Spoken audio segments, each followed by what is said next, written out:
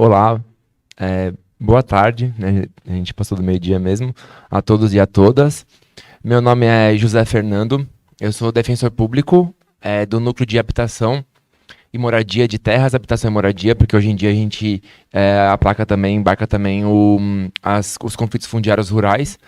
E o núcleo da Defensoria Pública que envolve esses conflitos fundiários, né, ele surgiu em 2018, com apenas um defensor, que era eu na época. Hoje em dia a gente tem 4 defensores trabalhando nesse núcleo, para vocês entenderem qual é a dimensão do problema, né, que envolve os conflitos fundiários. E só para complementar, doutora Ana Carolina, sobre Chico Lessa, que a gente foi lá fazer visita, eu tinha ido anteriormente, depois das chuvas, né, e lá foi totalmente inundado, né? E o que me marcou mais foi um casal de idosos que estavam morando no carro, porque a casa deles tinha sido, enfim, inundada, e eles perderam tudo e estavam morando num carro de favor ali. Então, quando eu cheguei e vi eles sentadinhos numa cadeira, sem ter nenhum para onde ir, eles estavam naquele galpão, também me cortou o coração na época, né? Mas isso mostra a necessidade que a gente tem de sermos sensíveis a esses pleitos, né? Bom, eu vou começar falando, eu vou problematizar um pouquinho, eu vou ser um pouquinho mais crítico, porque a gente atende muitas comunidades e muitas delas não têm uma organização, né? Então, eu preciso pontuar algumas questões que vão para além do que foi debatido aqui e para além também da organização de regularização fundiária que tem sido feita junto tanto ao tribunal quanto aos poderes públicos municipais e estaduais. E eu queria só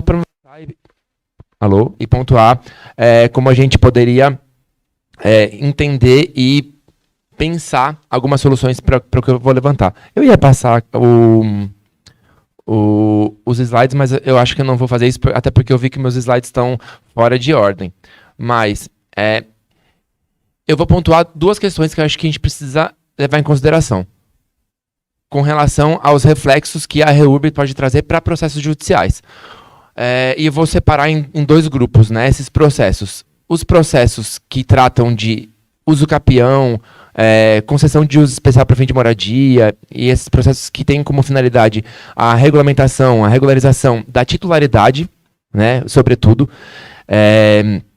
E eu vou separar também dos processos judiciais que debatem os despejos coletivos de pessoas, né, que envolvem a Comissão de Conflitos Fundiários, e como a REURB poderia incidir sobre esses 2 grupos. Começando pelo grupo de processos judiciais que envolvem despejos, né, como reintegração de posse, ações petitórias, missão na posse, etc. Eu gostaria que a gente analisasse esses processos judicialmente, né, quando eles já estão judicializados, de outro ponto de vista. Por quê? O que a gente entende hoje como um processo judicial? A gente entende como uma lide. Lide é um conflito, né? Então, quando as pessoas ocupam, o sistema judiciário como um todo, não o judiciário, mas os atores que envolvem, que trabalham no judiciário, sejam advogados, promotores, defensores, juízes, a gente vê como uma disputa entre proprietário e ocupantes, né? E o judiciário precisa dar conta de resolver esse litígio entre proprietário e ocupante daquela terra que encontra-se ocupada.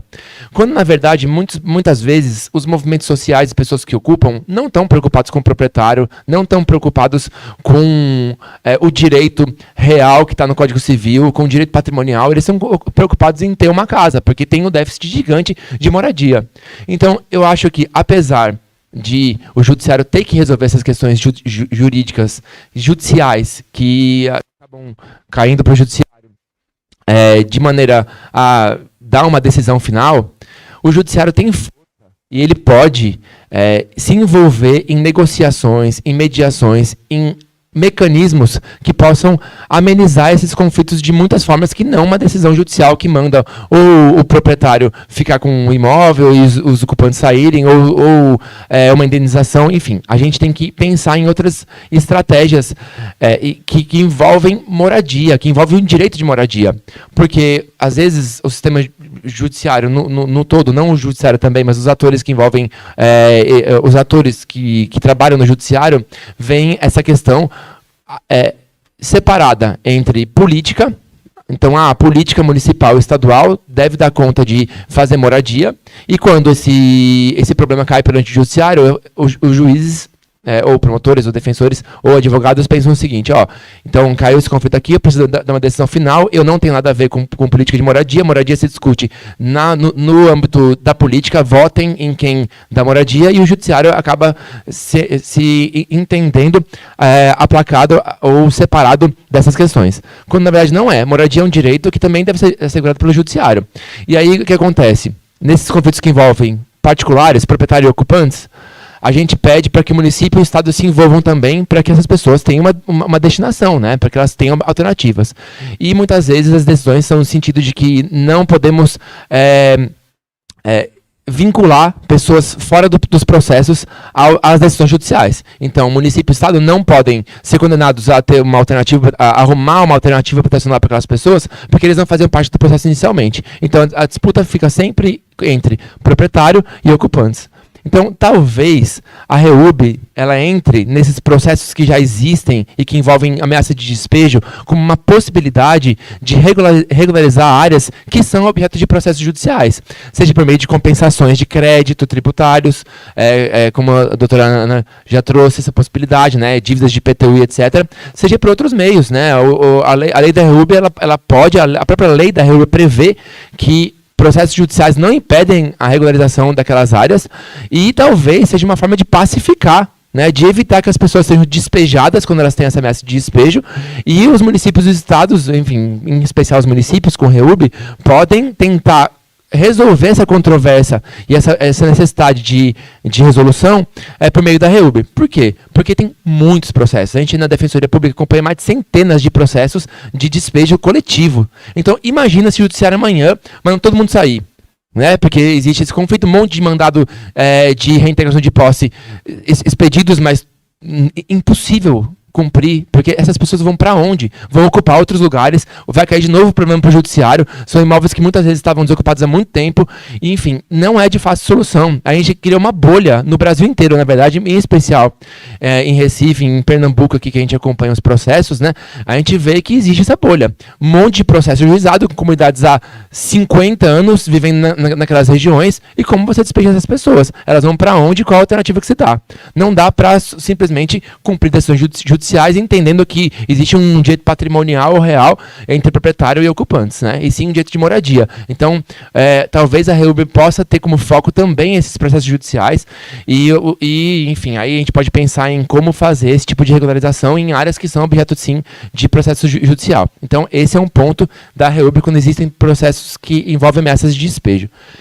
A primeira problematização. A segunda problematização recai sobre REURB, agora não em áreas que já são objeto de ação judicial, mas em outras áreas que envolvem a prevenção de uso capiões, concessões de uso especial, que daí também vão desafogar o judiciário, né? Porque se a REURB é feita, não precisa dos processos judiciais, como já foi amplamente debatido aqui. Mas eu queria só também problematizar mais umas coisinhas com relação a isso. Quais são as áreas que são sugeridas para que se faça regularização fundiária, né? E que as áreas que a gente tem maior incidência de REURB, em regra, não são áreas extremamente vulnerabilizadas. Em regra, são áreas com algum processo de urbanização mais avançado, né? Então, regularização fundiária não é apenas titulação, não é apenas fornecer um título de propriedade ou legitimação de posse, legitimação fundiária para as pessoas. Regularização fundiária, de acordo com a lei, é estruturação urbana daquele espaço que está sendo objeto da REURB, certo? Então, assim, a gente pode comemorar que as titulações elas vão ser dadas para as pessoas, mas o que eu quero debater é outras áreas que não têm interesse municipal, não têm interesse econômico, não têm interesse imobiliário, elas ficam alijadas do processo de REURB. Quando as prefeituras, o Estado, sugerem áreas, tanto para moradia legal quanto outras áreas que são objeto de regularização, em regra, se sugere áreas que não necessitam de tanta intervenção estatal ou municipal para que aquela comunidade se estruture. Porque para você dar titularidade, primeiro você precisa urbanizar, precisa construir políticas públicas que vão fazer com que aquela comunidade, ao final, tenha a sua titulação garantida depois do processo de estruturação. Então, precisa reconhecer que aquela comunidade existe, precisa haver uma intervenção urbanística e, ao final, regularizar aquelas áreas. Mas o que acontece muitas vezes é que, quando a gente, da defensoria, por exemplo, faz algum pedido de REURB, a gente evita de fazer, porque os municípios têm muita dificuldade, e aí eu não estou culpando, né, as pessoas. Claro que as pessoas garanto, tenho certeza que se todo mundo pudesse regularizar e se tivesse dinheiro suficiente para a gente urbanizar todos os municípios do Brasil, seria excelente. Então, claro que a gente destina recursos para os lugares que são mais necessários, né? A gente sabe disso. Mas imagina que a gente pede a REURB, né? A Defensoria Pública também é legitimada a pedir a REURB junto à Prefeitura para uma área que é extremamente vulnerabilizada, tem pouca estrutura do ponto de vista municipal de políticas públicas. A Prefeitura não vai simplesmente fazer ali a regulação fundiária, porque precisa de corpo técnico suficiente para estruturar um projeto urbanístico, melhorias de asfaltamento, de energia elétrica, de saneamento básico, de mecanismos municipais como posto de saúde, etc, para dar conta daquele lugar. Então, eu acho que a gente precisa pensar em como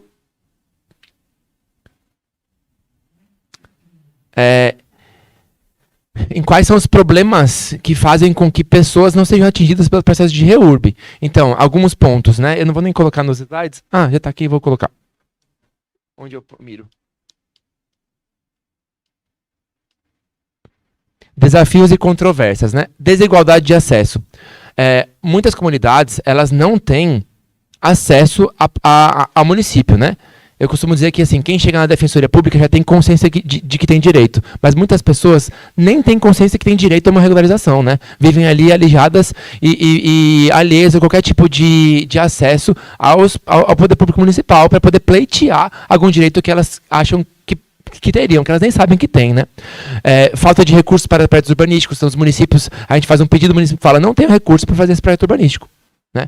Porque, enfim, exige corpo técnico, exige corpo de engenharia. A gente está aqui falando de capacitação técnica para que outras pessoas façam esses projetos, mas os municípios, em regra, não têm a possibilidade de fazer isso em todo o território, né?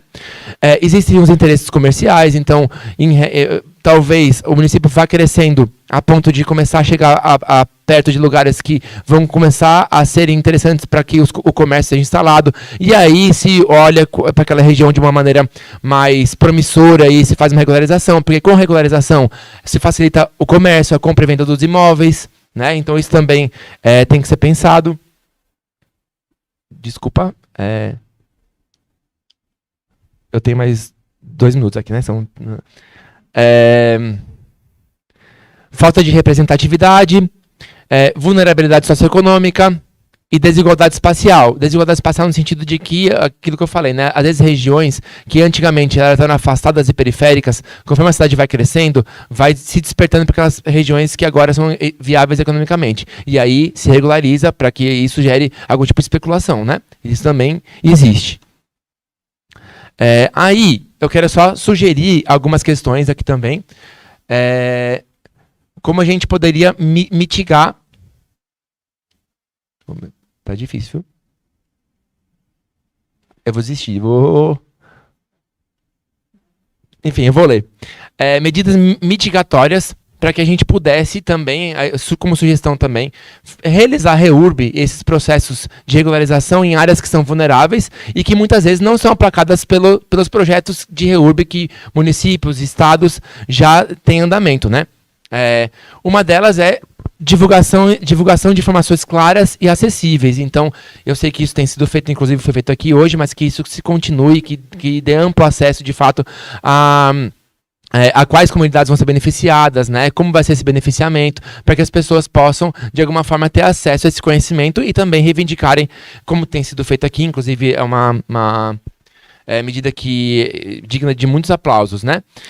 Consultas públicas e audiências, então, trazendo as comunidades, trazendo as pessoas que se envolvem, que são sujeitas desses direitos de regularização para o debate, para que elas possam ter voz e também dizer como é que se dá esses processos de regularização fundiária. Então, de novo, não é só apenas a titularização, mas sim a melhoria urbanística, né? A melhoria de quais lugares na cidade vão ser objeto de REURB. Os lugares que a prefeitura quer ou os lugares que as pessoas precisam, né? Acho que a cidade precisa debater isso, certo?